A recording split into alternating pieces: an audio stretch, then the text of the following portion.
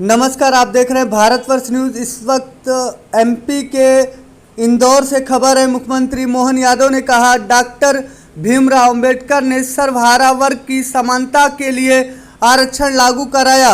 उन्होंने संविधान में वो सभी जरूरी प्रावधान जोड़ने का काम किया जो देश के भविष्य के लिए समस्या बन सकते हैं। सीएम ने कहा, कांग्रेस ने बाबा साहब के योगदान को नकारा है, उन्हें लोकसभा चुनाव नहीं जीतने दिया, कांग्रेस इसके लिए क्षमा मांगे। मुख्यमंत्री ने कहा, बीती रात प्रधानमंत्री नरेंद्र मोदी ने अंबेडकर जी के जन्म स्थान से दिल्ली आने जाने के लिए ट्रेन की शुरुआत की है।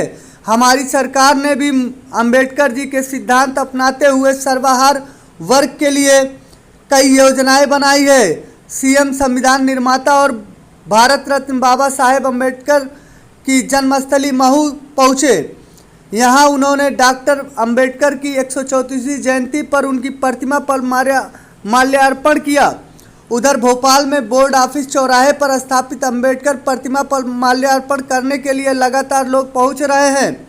इंदौर में गीता भवन चौराहे पर श्रद्धांजलि दी गई। जबलपुर, ग्वालियर समेत कई जगहों पर अंबेडकर अनुयायियों ने रैली निकाली। पीसीसी चीफ बोले, शाह ने संसद में किया बाबा साहब का अपमान। इससे पहले सुबह करीब 9 बजे कांग्रेस के प्रदेश अध्यक्ष जीतू पटवारी महू में अंबेडकर की जन्मस्थली पहुंचे। श्रद्धांजलि अर्पित करने के बाद पटवारी ने कहा, केंद्रीय मंत्री अमित शाह ने संसद में बाबा साहब का अपमान किया है। 13 तारीख को शाह भोपाल आए, लेकिन माफ़ी मांगने के बजाय बाबा साहब की जन्मस्थली नहीं पहुंचे। उन्हें यहाँ आकर माफ़ी मांगनी चाहिए। या गांधी जी को उनका चश्मा पहनाने से हम लोग देश में महात्मा गांधी और बाबा साहब अंबेडकर का जो एक आदर्श था, गरीबों और वंचितों को ऊपर उठाना, छुआछूत मिटाना, ये सब आज भी हो रहा है। उनके साथ अन्याय आज भी हो रहा है। आवंटित जो गरीबों को आवास और खेती के लिए जमीनें आवंटित की गई, उन्हें छीना जा रहा है। दबंगों द्वारा उन्हें दबाया जा रहा है। अनुसूचित जाति जनजाति का आरक्षण का पूरा लाभ नहीं मिल पा रहा है। आउटसोर्सिंग के माध्यम से, कॉन्ट्रैक्ट अपॉइंटमेंट का, ये पूरी सारी बातों पर हमें ध्यान देने की आवश्यकता है। बाबा साहब अंबेडकर अमर रहे, उनके विचार अमर रहे, यही हम लोग। आप पे आरोप भी लगाए जा रहे हैं कि वक्फ बोर्ड को बिना बिल को पढ़े हुए आप लगातार बयानबाजी कर रहे हैं। ऐसा है, एक बात सुन लीजिए। ठीक है, दिग्विजय सिंह ने ना पढ़ा, क्या कपिल सिब्बल ने भी नहीं पढ़ा? क्या अभिषेक मनु संघवी ने भी नहीं पढ़ा? क्या विवेक तनखा जी ने भी नहीं पढ़ा, जो देश के जाने माने सुप्रीम कोर्ट के लॉयर्स हैं, जो कि जिन्होंने की कानून, विधि कानून के मंत्री रहे, वे भी अनपढ़ है क्या? आपके खिलाफ मध्य प्रदेश में कई जगह पोस्टर लगाए गए, आपको गद्दार करार दिया गया। ऐसा है, 1857 से लेकर 1947 का भारत का इतिहास कोई भी पढ़ ले, आप भी पढ़ लीजिए। पहली आजादी की लड़ाई 1857 में लड़ी गई ब्रिटिश हुकूमत के खिलाफ, और उसके बाद ब्रिटिश हुकूमत के खिलाफ जन आंदोलन, सत्याग्रह आंदोलन, महात्मा गांधी जी ने इस देश में क्रांति की और उन्हें मजबूर कर दिया इस देश से उनको वापस जाने के लिए। पूरी दुनिया में जो बीजारोपण हुआ संविधान को लेकर, बाबा साहब अंबेडकर के विचार को लेकर, इस देश की सामूहिक एकता और अखंडता और भाईचारे को लेकर, मौलिक अधिकारों को लेकर, और इस देश में समानता, सामाजिक, राजनीतिक और आर्थिक, इसके विजन को लेकर, उनके जन्मदिन के अवसर पर हम उनकी जन्मस्थली पर आज आने का अवसर मिला। मैं सोचता हूं कि ऐसे में आज शपथ लेने की आवश्यकता है मध्य प्रदेश शासन को, देश के शासन को, कि जो अराजकता देश में हो रही है, संविधान खतरे में आ रहा है, संविधान का समाप्त करने की ओर भारत की सरकार, नरेंद्र मोदी की सरकार जारी है। जो बाबा साहब अंबेडकर का अपमान अमित शाह जी ने संसद में किया है, इसके लिए देश के आम नागरिक को जागने की आवश्यकता है। मैं मानता हूं इस बात को कि ये किसी राजनीतिक दल का एजेंडा नहीं हो सकता है। ये बाबा साहब अम्बेडकर का सम्मान और संविधान की रक्षा एक एक देशभक्त नागरिक की भावना के अनुरूप होना चाहिए।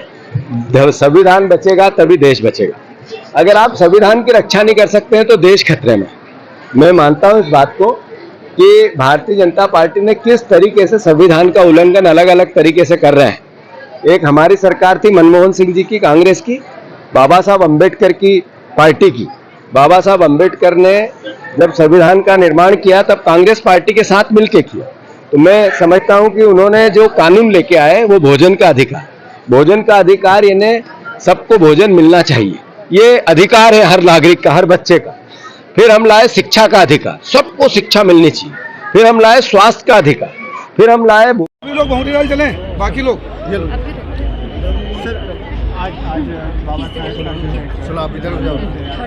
दीदी आप इधर देखिए, हम लोग सौभाग्यशाली हैं कि बाबा साहब का स्मारक बनाने का भारतीय जनता पार्टी की सरकार के अवसर समय हमें मिला था। पंच तीर्थ जो बाबा साहब के हैं, चाहे वो जन्म स्थल हो, चाहे वो उनका शिक्षा स्थल हो, दीक्षा स्थल हो, चाहे उन्होंने जहाँ पर अंतिम सांस ली थी वह चैतन्य भूमि हो, सब निर्माण करने का काम भारतीय जनता पार्टी की सरकारों ने किया है। और इसलिए हम सौभाग्यशाली हैं कि ये अवसर हमें मिला है। और बाबा साहब ने जिस प्रकार देश को संविधान देकर एक सूत्र में बांधा है और गरीबों को उसका हक दिलाया है, निश्चित रूप से वो हमेशा अजर अमर रहेंगे। हम यहाँ हर वर्ष उनके चरणों में बैठकर उनसे आशीर्वाद प्राप्त करके अपने आप को गौरवान्वित महसूस करते हैं। जी, अभी दिग्विजय सिंह ने बयान दिया है कि अमित शाह भोपाल में थे तो उनको यहाँ आकर नाक रगड़नी चाहिए, माफी मांगना चाहिए। चलो, पश्चिम बंगाल में ममता बनर्जी ने मना कर दिया लागू करने से भगवीट को। ये भारत सरकार का कानून है, कोई भी मना नहीं कर सकता उसमें।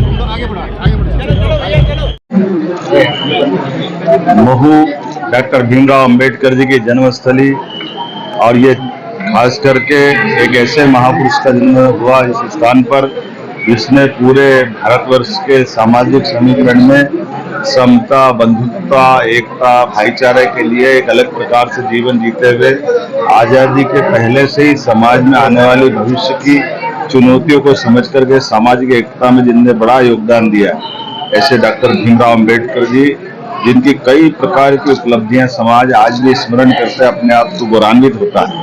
मैं मध्य प्रदेश सरकार की ओर से पुण्य स्मरण करने के साथ अपनी आदरांजलि देने यहाँ उपस्थित हूँ। मेरे साथ माननीय उप मुख्यमंत्री जगदीश देवड़ा जी, माननीय मंत्री भारत सरकार समिति ठाकुर जी, माननीय मंत्री तुलसी सिलावट जी, माननीय सांसद कविता पाटीदार जी, माननीय यहाँ के विधायक हमारे सुश्री प्रसाद ठाकुर जी, और हम सब ने मिलकर के हमारे उत्तर प्रदेश सरकार के पूर्व मंत्री और MLC माननीय उत्तर प्रदेश के